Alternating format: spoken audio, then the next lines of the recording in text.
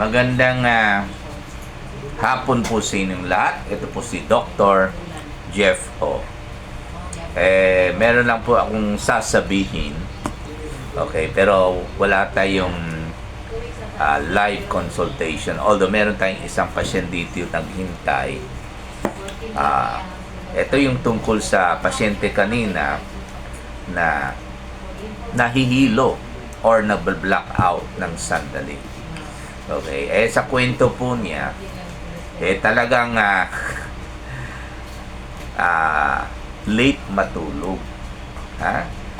Ang sabi niya, the earliest time na matutulog siya ay alas 10 ng gabi, biro mo.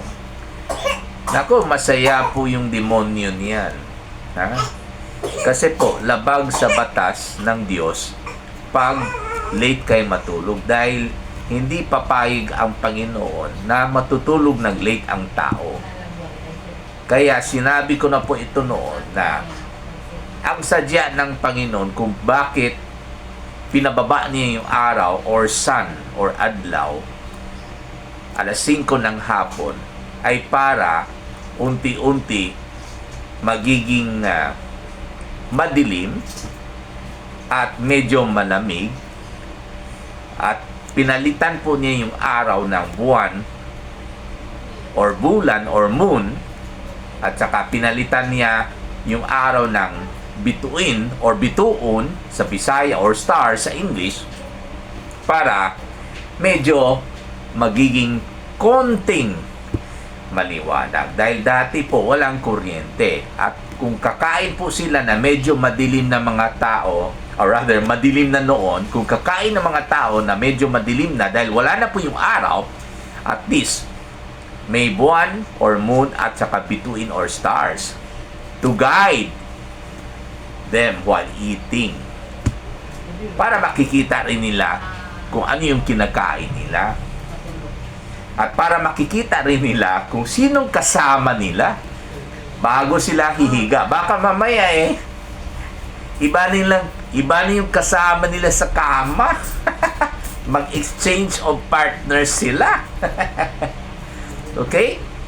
So yun po ang indirect command galing sa Panginoon na dapat pag bumaba na po yung araw at pinalitan ng buwan at saka bituin, mga bandang alas 6 or alas 7, dapat matutulog na po yung tao. Pag late kayo matulog alas 10, katulad yung pasyente kanina, anong mangyari kinabukasan? Siyempre, madaling mapagod yung utak ng pasyente at mawala yung pagiging alerto, at hindi na niya makontrol yung katawan niya, dahil ang utak kasi ang nagkokontrol ng katawan, lalo yung pagtayo ng katawan. Pag biglang mawala ng control dahil biglang medyo napagod na yung utak na kaya na blackout, kaya syempre mahihilo ng konti. Pero dahil po sa adrenaline na ginawa ng Panginoon, biglang naging alerto yung utak at nakapag-control ulit yung utak, yung pagtayo ng pasyente. Kaya hindi talaga natutumba. Kaya nagpapasalamat po tayo sa Panginoon dahil po sa paghihilo natin ng fraction of a second, courtesy of the adrenaline, which is being produced by the adrenal gland, na ginawa ng Panginoon para sa atin. Ayun. Okay? Kaya sabi ko nga sa kanya kanina, ang dami niyang reklamo. Mamaya, dito naman may sakit. Mamaya, dito na. Sabi ko nga sa kanya, yun po ang mararamdaman ng isang pasyente pag late matulog. Bakit? Kasi pag late matulog ng isang tao, hindi lang po physically affected ang tao.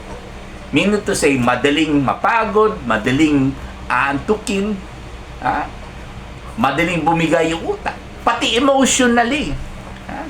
So, madaling mag-praning, madaling magalit, konting kirot, hala, ano ito? Madaling magulat. Kaya yun po ang tatak ng isang tao na talagang inaabuso ng katawan. Kaya po, nagiging praning sila kinabukasan. Yun. At gustong-gusto niya kanina na magpa-laboratory test. Para saan ang laboratory test kung hindi po kayo nagdidieta? Sabi nga niya, uminom siya ng alak.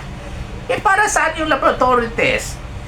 Para i-confirm yung pagiging tigas ng ulo ninyo at yung paglabag ng batas ng Diyos.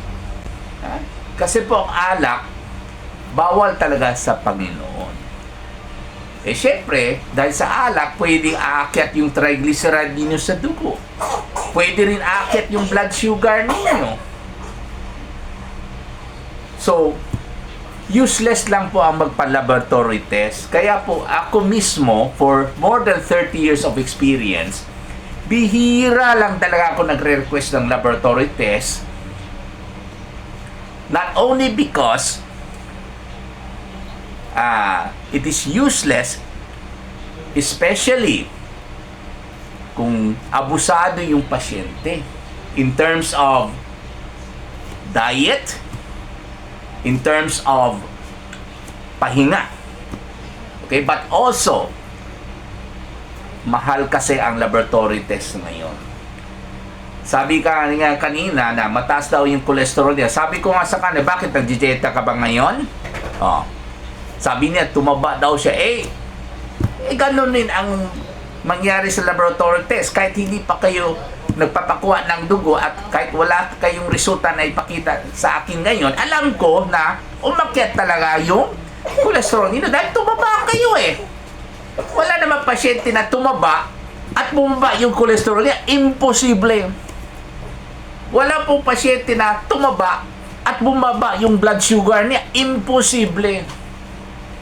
Kaya po, ako, sa practice po natin, pero huwag kayo mag-question sa mga doctors po ninyo, Sa experience po natin, hindi ko na sila ipapalaboratory test. Okay? Kasi ang mas importante, yung diet. Okay? Para makatipid rin sila. Okay, para makabili sila ng tamang pagkain. Ayun. So, para sa akin,